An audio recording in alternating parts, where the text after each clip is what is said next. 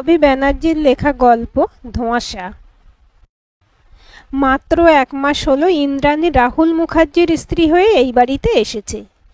পরিবারে শ্বশুরমশাই শাশুড়ি মা ছাড়া রাহুলের এক দুঃসম্পর্কের বিধবা দিদি ও তার 3 বছরের একটা ছোট্ট মিষ্টি ছেলে থাকে। দিদি মনোরমা চেহারাটা ভারী স্নিগ্ধ শ্রীময়ী। তার নিজের বিয়ে বাপের বাড়ি থেকে নামমাত্র অনুষ্ঠান করে হলেও শ্বশুর বাড়িতে বেশ সমারোহ করে অনুষ্ঠান হয়েছিল। এই বিয়েটা সম্বন্ধ করে হয়েছে। বিয়ের জন্য ইন্দ্রাণী মানসিকভাবে একেবারেই প্রস্তুত ছিল না। ইংরেজিতে অনার্স নিয়ে সে সবেমাত্র বিএ ফাইনাল পরীক্ষা শেষ করেছে।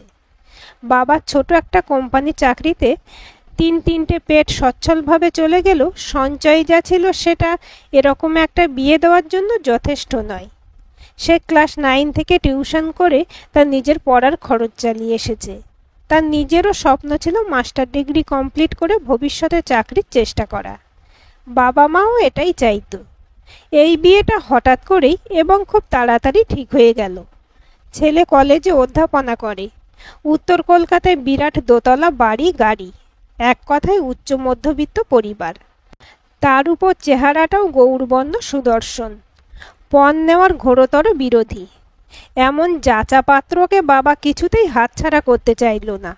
পাত্রপক্ষ আসার আগে পর্যন্ত সে প্রাণপণে বিয়ের বিরোধিতা করে গিয়েছিল।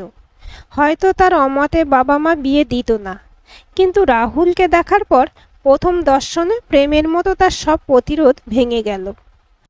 ফুলশয্যার রাতে ইন্দ্রাণী অনেক কিছু প্রস্তুতি নিয়ে অপেক্ষা করছিল, কিন্তু রাহুল প্রথমত ডায়মন্ড রিং পরিয়ে দিয়ে সামান্য আলাপ পরিচয়ের পর ক্লান্ত শরীরে তার অনুমতি নিয়ে ঘুমিয়ে পড়ল। ইন্দ্রাণী খানিকটা হতাশ হলেও মেনে নিল। ভাবল পরদিন নিশ্চয়ই আলাপ পরিচয়টা দীর্ঘ হবে আর হানিমুনের প্ল্যানটাও করা যাবে। কিন্তু পরদিন থেকে রাহুল গভীর রাত পর্যন্ত একতলায় তার স্টাডি রুমে কাজকর্ম সেরে প্রায় পা টিপে টিপে এসে ঘুমিয়ে পড়ে। ইন্দ্রাণী জেগে থেকে প্রায় প্রতি রাতেই অপেক্ষা করে কখন তাকে ডেকে রাহুল রাত করে আসার জন্য সরি বলে তার সব অভিমান ভুলিয়ে দেবে। কিন্তু প্রতিটি রাতেই সে হতাশ হয়। এই 1 মাসে দাম্পত্য সম্পর্ক দূরের কথা, আংটি পরানোর সময়টুকু ছাড়া রাহুল জ্ঞানত বা ঘুমের ঘোরেও তাকে স্পর্শ করেনি। অথচ শাশুড়ি মা শ্বশুরমশাইয়ের ব্যবহার আন্তরিক। রাহুলের মনুদির ব্যবহারে তো তুলনা নেই। সে রান্নাবান্না থেকে শ্বশুর শাশুড়ির সেবা যত্ন সবটাই একা হাসি মুখে করে। সত্যি বলতে এখানে তার নিজের বেডরুম গোছানো ছাড়া তাকে কুটো ভেঙে দুটো করতে হয় না, এমনকি চাটাও করতে হয় না। বিয়ের পরেই রাহুলের মনুদি তাকে জড়িয়ে ধরে বলেছিল, তুইও রাহুলের মতোই আমাকে মনুদি বলে রাখিস ভাই।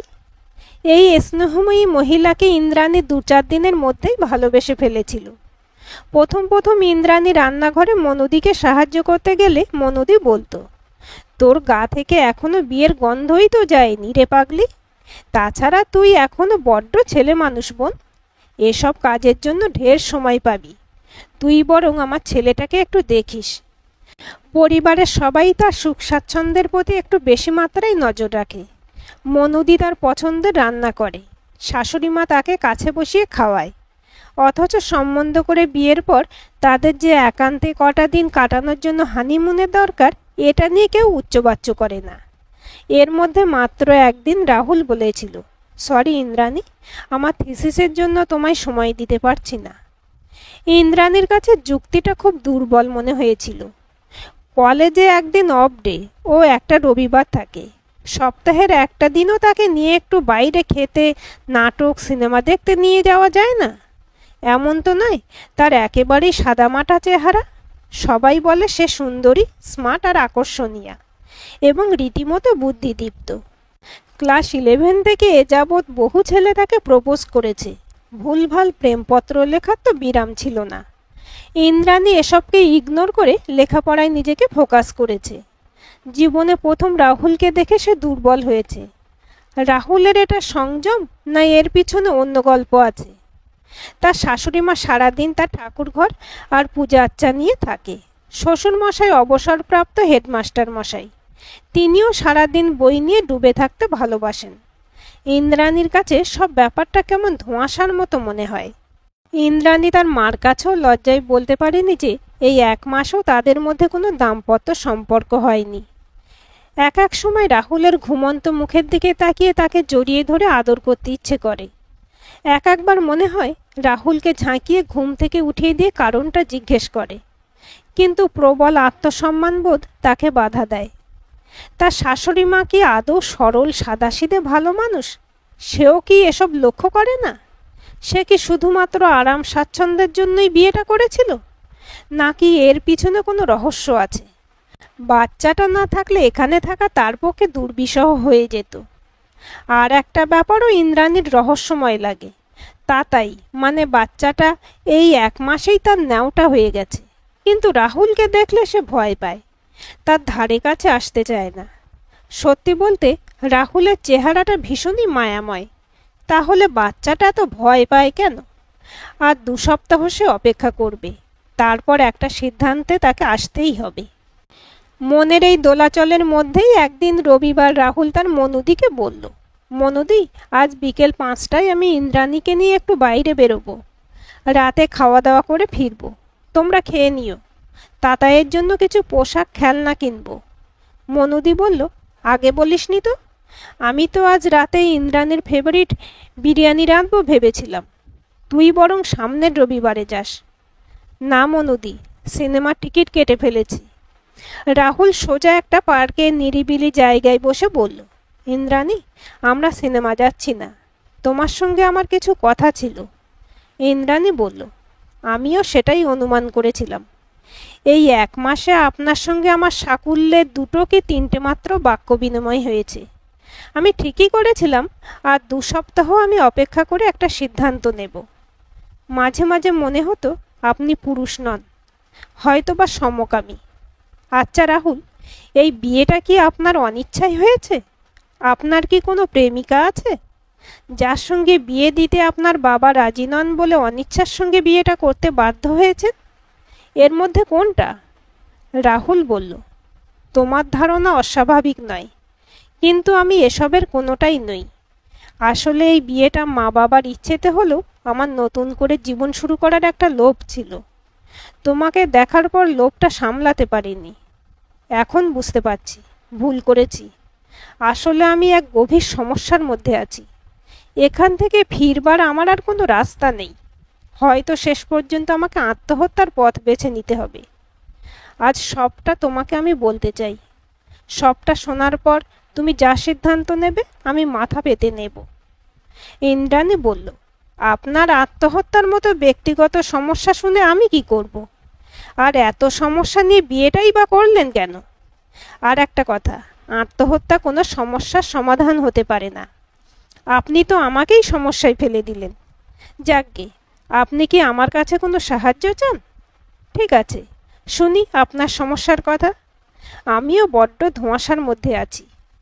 রাহুল বলল, আচ্ছা ইন্দ্রাণী, মনুদিকে আপনার কেমন মনে হয়?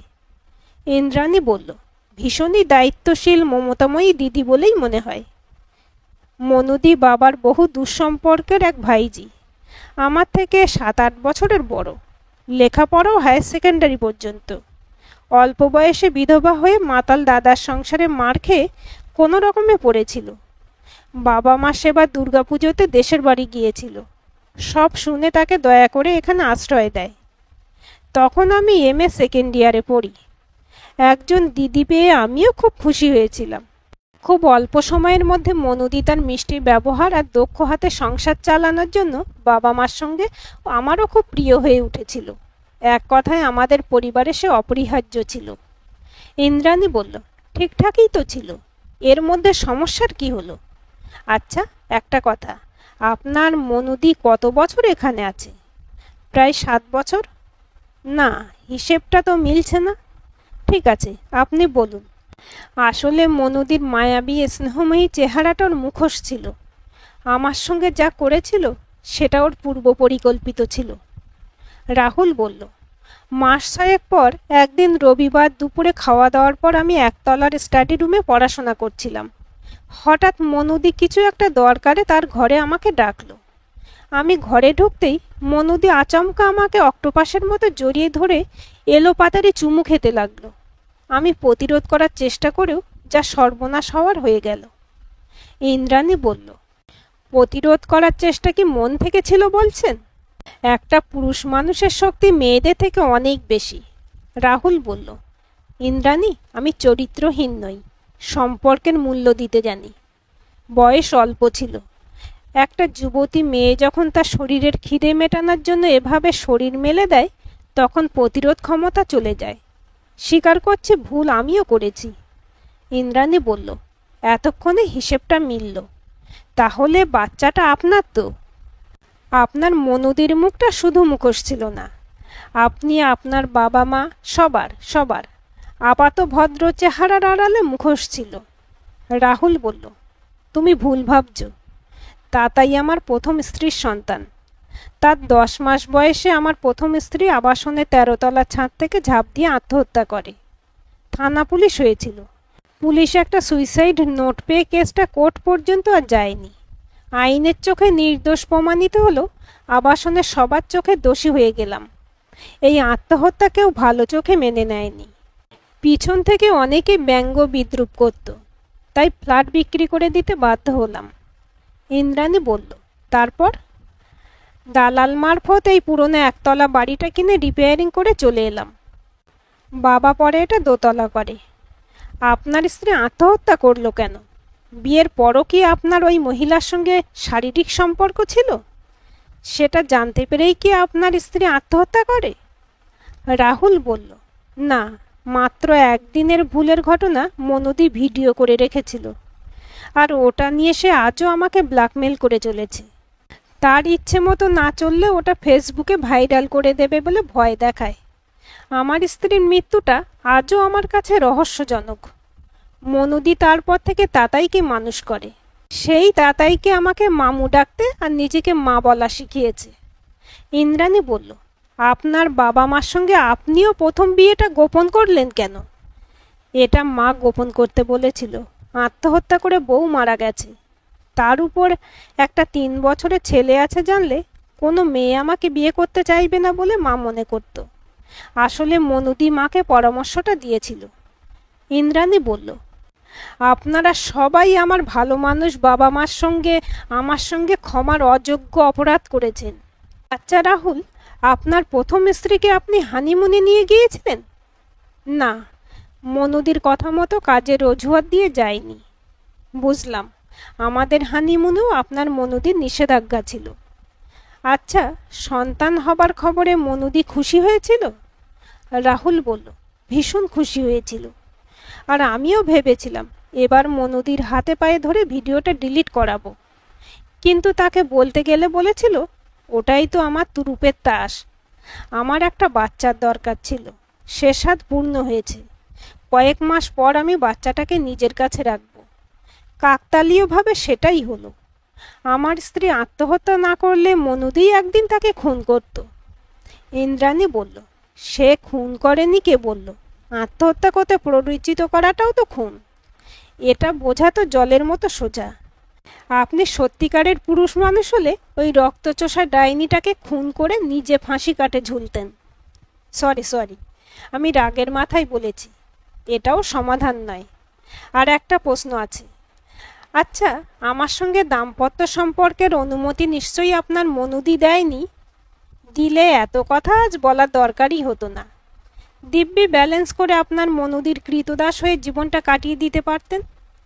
আর একটা কথা, শুনেছি বাঘিনী একবার রক্তের স্বাদ পেলে সে ভোলে না। আপনার মনুদি অত সহজে মাত্র একবারই আপনাকে ভোগ করে বিয়ের অনুমতি দিয়ে দিল? আশা করি সত্যি বলবেন। রাহুল বলল, তোমাকে মিথ্যে বলে আমার লাভ কি? তুমি সব জানলেও আমার সমস্যার সমাধান করতে পারবে না। আমি এই ঘটনার পর পারতপক্ষে মনুদিকে এড়িয়ে যেতাম। লেখাপড়াও দোতলায় আমার বেডরুমে করতাম। আমার চাকরির পর মনুদিই উপযাচক হয়ে আমার বিয়ের জন্য বাবা মাকে বলেছিল। কোনো এক ফাঁকে আমাকে বলেছিল, যা, তোকে ছেড়ে দিলাম, কিন্তু তুই বিয়ে করেও আমার হাত থেকে রেহাই পাবি না। তোর মারণাস্ত্র আমার কাছে থাকলো। আমার হুকুমে তুই সারা জীবন চলবি। তোর বাবা মাকে অনেক আগেই বশ করেছি। তারা আমাকে ছাড়া চোখে অন্ধকার দেখে। বিশ্বাস করো, তোমাকে বিয়েটা করেই আমি অপরাধ বোধে ভুগছিলাম। তোমাকে সবটা বলে আমি ডিভোর্স দিয়ে নিজে আত্মহত্যা করব ভেবেছিলাম।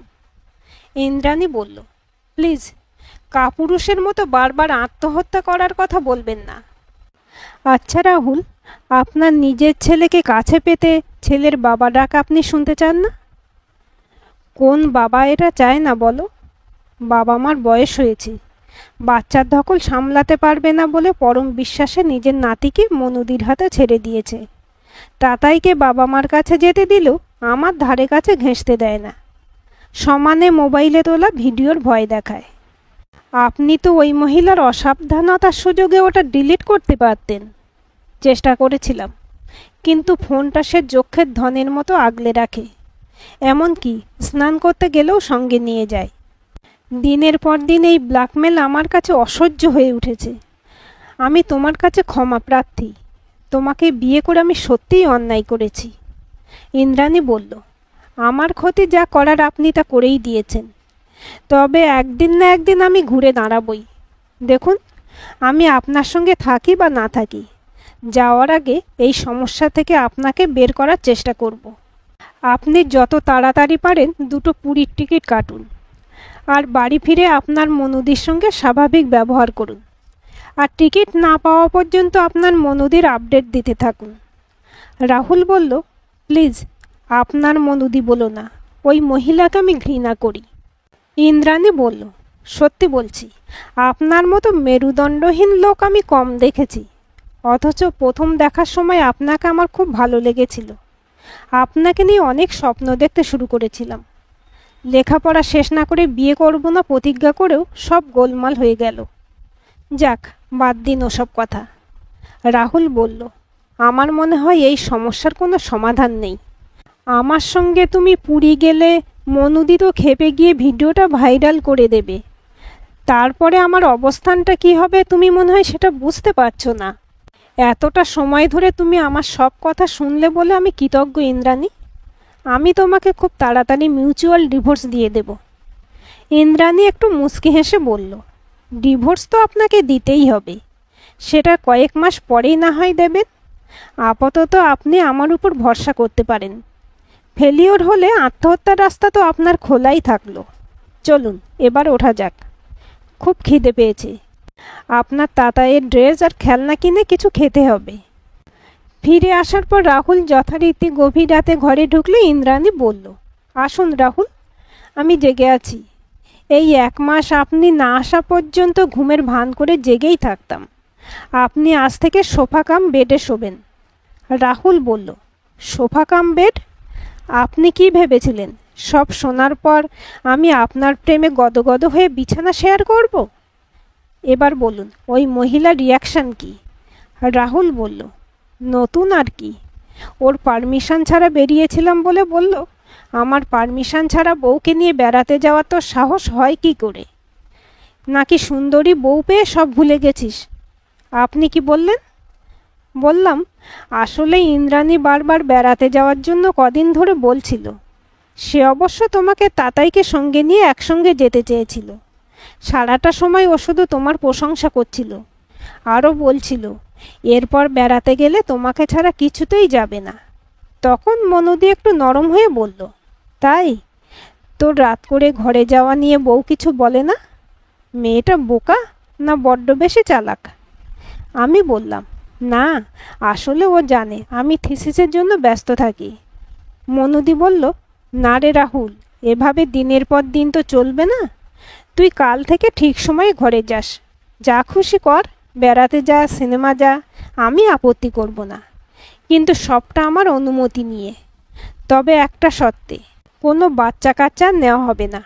আমার তাতায়ের কোনো ভাগিদার আমি আসতে দেব না। এটাতে তোর আপত্তি থাকার কথা নয়।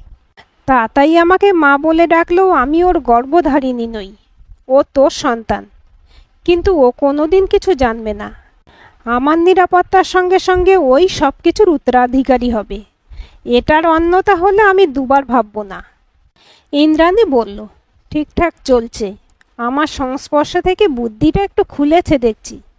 টিকিটটা হাতে না পাওয়া পর্যন্ত অভিনয়টা চালিয়ে যান। এর মধ্যে তাতায়ের সঙ্গে ইন্দ্রাণীর খুব ভাব হয়ে গেছে। সে মামিমা উচ্চারণ করতে পারে না বলে তাকে মাম্মাম বলে ডাকে। মনুদি বলে, জানিস তো ইন্দ্রাণী, ছেলেটা ওর মামুকে একদম পছন্দ করে না, অথচ এই অল্প দিনে তোর কেমন ন্যাউটা হয়ে গেল। ইন্দ্রাণী বলল, কি করে পছন্দ করবে মনুদি, তোমার ভাই যা গম্ভীর মুখ করে থাকে, আমার সঙ্গেই ভালো করে কথা বলে না। ওর যত প্রেম সব বইয়ের সঙ্গে, একেবারে গুরুগম্ভীর রসকসীন খাঁটি মাস্টার মশাই। বলেই মনুদিকে জড়িয়ে ধরে বলে, ভাগ্যিস তোমার মতো একটা মিষ্টি দিদি পেয়েছিলাম। একটা কথা বলবো মনুদি? বল না, কি বলবি? অনেক দিন তো হয়ে গেল, এবার থেকে সকাল বিকেলে চাটা আমি করব। মনুদি বলল, ও এই কথা, ঠিক আছে, করিস।